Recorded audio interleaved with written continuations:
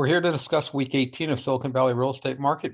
Jumping right into the first data slide. This is looking at the sale price to list price distribution for each of the last 22 weeks. The best week is the red dotted line here, which actually corresponds to March 26th. The worst line we ever had is down here, November 30th, 2001. All the recent 22 weeks have been on the good side of the marketplace, all very strong. Right now, you basically come down here and say 50% of the sellers are getting about 15% more than their asking price on the property. The most recent line is the broad purple line so that it stands out a little bit bigger, and you can see they're all grouped very close together. The dotted lines are the oldest, followed by the dashed lines, and then the solid lines are the most recent lines. Moving on, here's the same data, just the most recent 12 weeks, and you can see they're all very clustered together. The blue dotted dashed line up here is March 26th, the best week, just coincidentally. So you can see that things are down. When you get to the top end, the best week is not the best week. The best week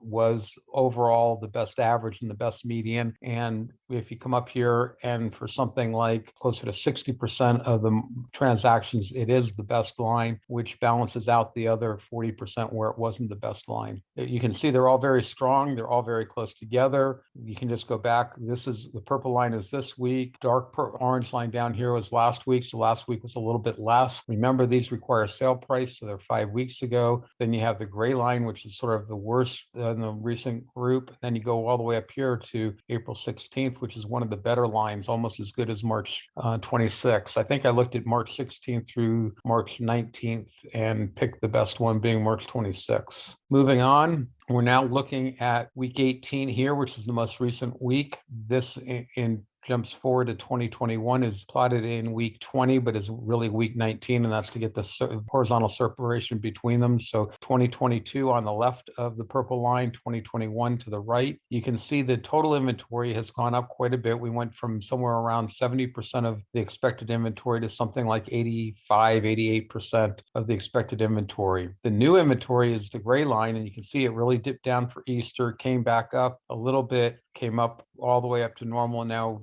the last 2 weeks, we've had basically the normal number of new listings coming on the marketplace. How do you have this dramatic increase in inventory if you have the normal number of listings? Well, then demand has dropped down, or the yellow line is the 5-year median, which is 2015 through 2019. But the demand includes offers that are accepted, and some percentage of them fall apart, somewhere probably in this kind of marketplace, somewhere around 5%, 7% of the overall transactions fail to close escrow. If you're running at 5-7% above the 5-year median, you're actually going to be right at the 5-year median when you get rid of the transactions that fail. But now you're below the 5-year median and you're somewhere, rough numbers, 95%. And then if 5% of those transactions fail, you're down to some number around 90%. So all of a sudden you're only taking off 90% of the inventory that you expect to take off. And that's why the inventory starts rising up pretty rapidly. It's also rising up more rapidly than maybe you'd expect. And that's because there's so little inventory. It doesn't take much increase in inventory to raise the level of the inventory. This is looking at days of unsold inventory, the key indicator. I've added on this artificial line here. That's sort of 5 days of increase in DUI per week, which is sort of my definition of cautionary. Are we changing the marketplace? So you can see we did that for Easter week, but the weeks since then, the last 3 data points have clearly been essentially flat. So we're not changing from a strong seller's marketplace to a buyer's marketplace. We did have a slowdown, but it's not continuing, at least not now. And it's not what normally would raise up my flag of, hey, there's a market shift going on, pay attention, because it's below that threshold of 5 days every week. This is now looking at some of the key components. Inventory, you can see jump from 80% last week to 86% this week in Santa Clara County single family. San Mateo County single family is roughly flat. It went up 2%. Condos in Santa Clara County jumped fairly significantly, basically 15% from 106% to 121%. Pretty significant. Bay Cities is way above the 5-year median, and that's just because of when townhouses and condos were built in the Bay Cities, which includes Redwood City, and when they were starting to be sold on the resale market, and the volume of transactions now is much higher than it has been historically. Once you get into DUI, you need the number of offers, et cetera, to get the speed of the marketplace. So you can see the market improved a little bit in Santa Clara County single family homes. Everything else slowed down a little bit, 21.5 to 20 to 23, 19 to 22. Still very strong marketplace. I define 40 to 80 to be a balanced marketplace. So when you're in the low 20s, you still have a very strong marketplace. Now flipping over to closings, it takes about 5 weeks to close a transaction. So there's about a 5-week delay to get the sale price. You can see the frequency of overbidding is still very strong, essentially unchanged within a few percentage points, some up, some down, really no change. The magnitude of overbidding, again, very strong numbers, really no market change on this, but this is where the market was 5 weeks ago, not where it was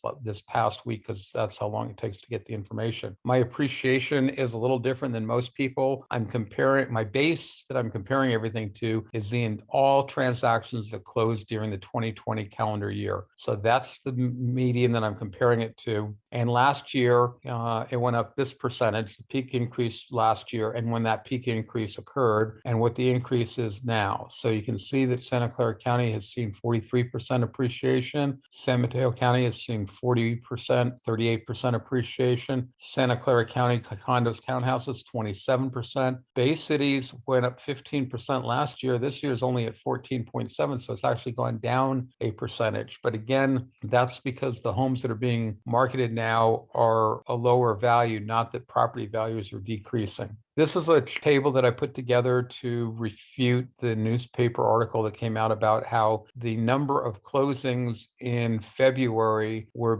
triggered by the increased interest rates and the world uncertainty. Well, the problem with that analogy is the February closings were transactions that occurred in the month of January before either of those events happened. And the actual number of buyers, you can see we had the second best year. The only year that it was inferior to was 2021, which was a superior year because of the COVID buildup. And so I'm just continuing that going forward. And the reason the recent weeks are crossed out is it's not that the data is inaccurate, but it's to remind you that historically, since I'm going back and getting the data now, the historical data doesn't have transactions that fell through. So these numbers are inflated, and what I'm doing is going through and estimating those numbers over time. And I'm doing that by basically going forward, and I'm going to be doing a fudge factor for the first couple of weeks, and then I'll be reporting the actual numbers. And then once I'm confident that we're past most of the failure ratios, I'll start publishing a revised number, but without the cross through line. But it gives you an idea that, we're now down a little bit with the second and third best year, but the best year was last year, which again is an anomaly. So you really have to subtract one, and then you compare these numbers with the next best year, and they're really not dramatically different. 1,300 versus 1,000, 1,100, 1,102 versus 1,162, 1,277 versus 1,148. Very similar numbers. It basically shows you that the volume of transactions is still strong. Another new table, I'm probably not going to be doing the combined number. One, it takes time, and I don't think it gives you any value. When you come over and look at the individual components and you start seeing things like 47% appreciation and versus 9.9% appreciation, dramatically different, 51 versus 17. So what do we have going on here? We have Santa Clara County, CL. I'll probably change these abbreviations. AL for Alameda County, CN for Contra Costa, and MAT is San Mateo County. And then these four combined. The reason I'm doing this is trying to mimic the Bay Area data. Doing 4 instead of 9 counties gives me about 75% of the data. I think that's fairly meaningful, and I'll go forward. The sale price to list price distribution is meaningful. It's more what a buyer experiences. It's what the sale price to list price ratio is for properties that were on the market less than 30 days. That's what the typical buyer is saying. This is my traditional average and median days on market. So you can see what's happened in the last 30 days is a higher number. And that makes sense because homes, once they're on the market for even 3 weeks, there's no reason for a buyer to come in and offer more than the seller's asking. And that's when prices start going down. So you start getting 90%, and well, 90 would be extremely low. Although there are some 90s, there's an occasional 50, just like there's an occasional 200. It's not apples and apples. So I'm going to probably eliminate that number going forward. But it gives you an idea of where the different areas are doing relative to each other. And you can see there's a fair amount of difference. In single family homes, you go from 8% appreciation to 118% appreciation overall. It's sort of interesting. You see these numbers and then you see 106 over here. How's that happen? I'm going to have to go back and look and make sure it makes sense. At least the median makes sense, where you have 108% on the low side and you have 118% on the high side, and your average is 113%. Median average is a little flukier because of all of a sudden, but your average can't be lower. So this has to be wrong. So another reason why to not try to get too much data. Your average can't be lower than your lowest input. If my lowest input is 108, my average can't be 106. So clearly an error there that I'm catching on the fly. Nothing else looks odd. So that's sort of interesting. Don't know how that happened. Maybe more next week. And then you have condos and townhouses, the same thing. So you can see what's happening in your county. You can see what's happening sort of in the 4 major counties in the Bay Area. And then we'll be able to look and see what happens countywide. And I will have this cleaned up. It's a chart that I'm bringing in, trying to figure out what I want to do. And then you can put in the checks and balances. So anyway, with that, we're at week number 18 of Silicon Valley Real Estate. Here to talk about questions. So get any questions that I have lined up. Then we'll go into more details. The URLs we'll talk about only at the end. Just to give you an idea who I am, I'm Richard Calhoun, Creekside Realty. I'm a broker that works with buyers and sellers here in Silicon Valley. I've been doing it for a little over 40 years. I started getting data in 1997 for my own trading in real estate. And I've been continuing ever since and refining it and modifying it as the world changes. And hearing no questions, I've moved on to the key components, days of unsold inventory in the different micro market areas. So you can see that there is a wide range, all the way from the fastest marketplace at everything being sold out to 7 days to the slowest marketplace at 61 days. So not all areas are being treated the same at the same time. Condos and townhouses at the bottom, county data here for San Mateo County, Santa Clara County at the top, Santa Clara County data on the top of the condos. I do not have San Mateo County countywide data because the areas that aren't included are like Pacifica, Half Moon Bay, and there's so few condos there, but they sway the whole data. So that's why I do report micro market areas only. Moving on to frequency of overbidding, this requires sale price. Here you can see the range goes from 100% in Foster City, Redwood Shores, very small marketplace, not a lot of transactions, to a low of 46% in the expensive areas of San Mateo County. Again, most of them are in the low 90 percentile. So when 9 out of 10 of your sellers are getting more than their asking price, we definitely have a strong marketplace. Condos are almost as strong. I would say they're actually probably more in the mid 80s because there's some 82s, there's a 77, but there's also some 93s and 96s. So it's hard to pick an average right off the bat on the fly. Magnitude of overbidding. Again, you're going to have quite a bit of a range from 123% for Cupertino Sunnyvale to a low of 103%. So each micro market area is getting more than their asking price, but quite a bit of different range. Condos and townhouses, the range is as much. It looks like it goes from 107.5% to 113.8%. Then sale price, just because people are interested in that, it's a little different. Most people follow the median price only, which is the middle number, and that's what the color is assigned to. But I add on the lowest 10 percentile in the area as well as the highest 10 percentile or the 90 percentile in the area. The median is called the 50 percentile number. The county-wide data I do in thousands, and the micro markets I do in millions, and that's to make them jump out at you. Here the color is Redwood City is assigned to white. If you're above the median of 2.41, you start going pink. If you're below the median, you start going pale blue to dark blue, depending on how far below. Condos, the peak is assigned white, and then all the ones coming down from there are assigned shades of blue. Here is your total active inventory without an offer accepted. And that's different than a lot of people report. A lot of people report transactions, listings that are in escrow, but the listing agent wants a backup offer, things that are continuing to show. I don't count those because a buyer can't come in and buy them without the first buyer walking away and releasing the seller. So I only count ones that buyer's free to come in and do. That's been my definition. One of the reasons I got into looking at the statistics. So the yellow line is your 5-year median, 2015 through 2019, 5 strong years. You can see we have less inventory than that, but the vertical separation has been decreasing a little bit. And you can also see that we sort of reach a plateau for a little bit, and then we go up a little bit, and typically right around middle of July is where you had the peak happened last year a little bit later. later after Labor Day.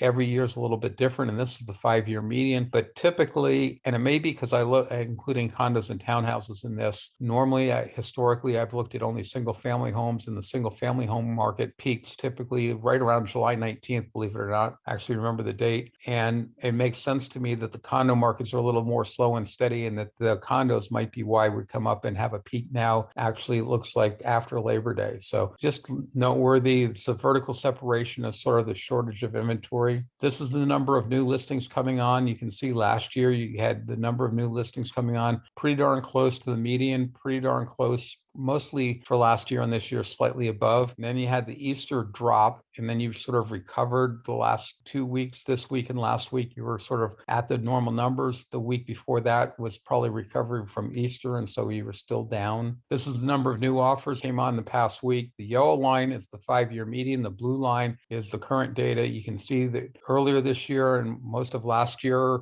you were getting more inventory on the market than you would expect. The last 3 weeks, we've been below. Initially, it was because of Easter, but the 2 weeks since Easter have been below the level you'd expect, but not dramatic. Here's days of unsold inventory. What I have on these lines, I've added those on because if the line is the data lines are steeper than this blue thin line, that would tend to indicate a sharp changing marketplace. So here with COVID in place, you had a changing marketplace. The change was much more rapid than my drawn in line. So that was a market shift, very noticeable. You have a market shift at Christmas. It basically equals that rate of change, but that's not a market shift. It's just the market conditions. But I have another one over here, and you look at Santa Clara County, you can see it was right up there. Condos in Santa Clara County is pretty close, but a little bit below. And San Mateo is basically flat. But now in the last week, you can see the Santa Clara County single family homes has pulled down and it's no longer shifting. And basically that's the typical Easter holiday negative impact. So it turned out not to be a red flag, but it's something I was paying attention to. Here's the geographical distribution of days of unsold inventory. This is single family homes only in the different areas. Again, you can see the range from 61.3 days down to 7.6 days. The redder the color, the lower the number, the faster the marketplace. The paler the color, the slower the marketplace is. Here's the frequency of overbidding. You can see that in 2022, something like 90% of the sellers are getting more than their asking price compared to 80% of the sellers last year. Still a very strong marketplace, stronger than last year. I would expect this to come down a little bit more. We'll see. Here's the frequency of overbidding over time. You can see that it's rolled over. The question is, how much is it going to come down? How quickly? And this is 5-week data. So what's being negotiated now is not reflective on this graph because of the 5-week lag time. This is the overbidding frequency geographically. Here, the red of the color, the frequent the overbidding is. You range from 46% to 100%, a lot right in the mid 90 percentiles, which is pretty amazing. And I should probably say the lower 90s because it's mostly all under 95%. And the white area is the slowest area in Menlo Park, Atherton, Portola Valley at 46%. This is the magnitude. This is how much up are you going? And this is the average versus the median. The reason I did that intentionally, even though median is usually a better indicator, the median for magnitude of overbidding would often be right at 100%, and you couldn't see any changes in the market. And that's because some sellers would get below, some would get over, and that leaves the median right at 100%. Conscious decision to use average, not as meaningful, but still it's an indicator that will more often than not give you an indication of what's happening. This is the overbid magnitude over time. You can see that the single family homes have rolled over. Condos have basically gone flat. Very strong though. Both types of single family homes are getting more than 15% over their asking price. Condos are getting more than 10% over their asking price. Here's the geographical distribution. Again, the redder the color, the higher the amount of overbidding. And again, the range is 103% to 123%. This is the median price in the 3 major micro market areas. You have Santa Clara County single family homes in the red, San Mateo County single family homes in the gray, and condos and townhouses for Santa Clara County in the yellow. All three are in an upward trajectory. Again, you have to wait 5 weeks to get the sale price. Here's the sale price distribution. Here you have the 10 percentile and the 90 percentile. The counties are in the individual micro market areas are in and that's done to make it more obvious that when you're in one versus the other. This is showing the appreciation over the entire calendar year of 2020. You have single family homes and only, you have the two different counties, you have the rate of appreciation for the current week. The yellow highlight is the record high. I also highlight ties. Here's an example in the middle right. The expensive areas in San Mateo County, their record was way back in the past. It's off the table, was at 39%. It's now at 37%, so fairly close. That really isn't necessarily property values for that particular micro market area. That's more to do with what particular properties are selling in a given week. The other visual takeaway is with the yellow highlights, a lot of them being on the left-hand columns, tells you that in general, prices are still going up. There are some areas where the peak price is sometime in the past, but any one micro market area shifts depending on what property is sold and may not be reflective of market value. And some of them isn't that much difference. 45% versus 46.2%, 37.5 versus 39, 35 versus 39. A couple are significant. 36% versus 64, 40% versus 54. So, you have to look at a little bit more, but just visually, you're seeing a lot of yellow over on the left-hand margin, which says prices are still going up. This is the chart, the table that I normally talk about. This is normally where I'm looking forward into the market. But since we're at May 7th, there's nothing to look forward to. I mean, one day of data point. So what I'm going to do is go back and compare apples and apples and only give up one day. So now I'm at May 6th and I'm looking at April data. So you can really see where the market is. Current inventory is 774. This is the second lowest inventory that we've had, so there's not a lot of choice still. Days on marketplace, basically a record low, 13 and 8, basically tied for 2018 at 14 and 9, and also tied for last year. But now days of unsold inventory, 24, up dramatically from 17. And there is a big difference between 17 and 24 because it's really hard to get that number below 15. It's more like looking at a number like 2 and 9, so that's a better representation of the magnitude difference that buyers would feel in the industry. But except for last year, the 24.6 is pretty much the second best year. Coming down, noteworthy, the number of sales, only 1,099. That's a fairly low number. So the number of offers that have been accepted in the last 5 weeks, basically since April 1st, has dropped down. So that is where you're starting to see the impact of the world uncertainty, the higher interest rates, et cetera. So the volume of transactions is getting reduced, not the craziness of overbidding or the speed of the marketplace. So we're just doing less volume, which does impact the vendors in the real estate industry. And then you go down to closings. Closings lag behind by 5 weeks to get the sale price. So here you're still in the record high territories, 116% of the asking price. 90% of the sellers are getting more than their asking price. Median price up 1,950,000. And do keep in mind, this table is single family homes only, Santa Clara County only. The advantage of this chart is it goes back 20 years. It's a trade-off. You're comparing apples and apples, and you're comparing a micro market area, but you're not comparing the entire Bay Area. And with that, I will come to my root URLs. The green is what I call my root URL. That's key. That gets you to the YouTube archives of these sessions. If you add in the letter H, the 4-digit year, the 2-digit month, and the 2-digit date codes, that would be H 2022-05-07, you would get today's handout PDF. I think it's 26 slides.